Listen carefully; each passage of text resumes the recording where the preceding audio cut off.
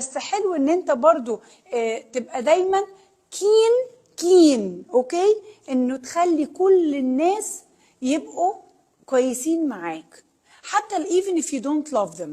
never make enemies. اوعوا تربوا اعداء يا اولاد.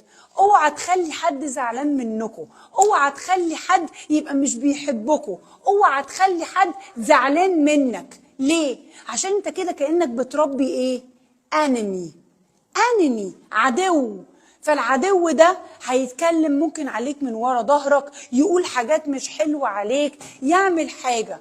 طب يا مس يعني انا افضل اسامح في كل الناس واضيع حقي؟ طب ما انا بزعل. ايوه ازعل، انا ما قلتش لا، وقول لهم ان انت زعلان، وقول لها ان انت غلطانة وانا زعلانة منك عشان انت عملتي كده. بس نسامح. يعني ايه نسامح؟ يعني to tell them خلاص it's okay as if it did not happen. يعني لو حد خبطني في كتفي وانا ماشيه ابص له اقول له ايه ده انت خبطتني في كتفي I'm sorry. لا مش فيش سوري. ايوه طب اعمل ايه؟ ماليش دعوه. ايوه طب اعمل ايه؟ ما اعرفش، انا متضايقه مش هسامحك. مين كده الطبيعي؟ هو اللي طبيعي. انا كده طبيعيه؟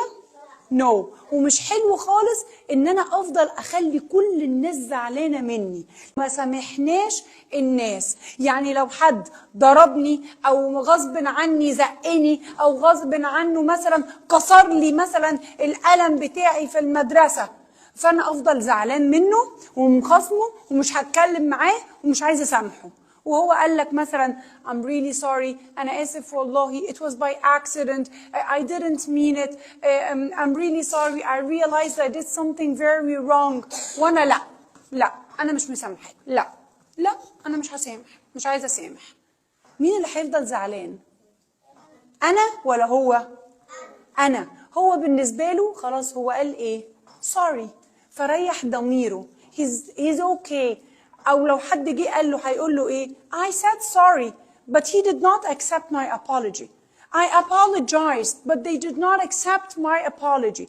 أنا حاولت أصالحه، حاولت إن هو يسامحني بس هو مش عايز يصالحني، مش عايز يسامحني.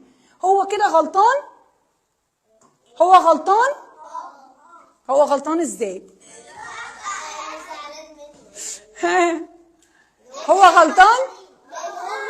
ولا اللي مش بيصالح وبيسامح هو اللي غلطان؟ صح؟ لأن هو قال خلاص I'm sorry. يبقى هو غلطان في إيه؟ مش هو اعترف وقال أنا آسف وقال أنا ما كانش قصدي وأنا سوري ومش هعمل كده تاني. طب خلاص هو قال I'm sorry. انت بقى اللي مش عايز تسامح، انت اللي مش عايزة تسامحي. فبالتالي لما انت تبقي مش عايزة تسامحي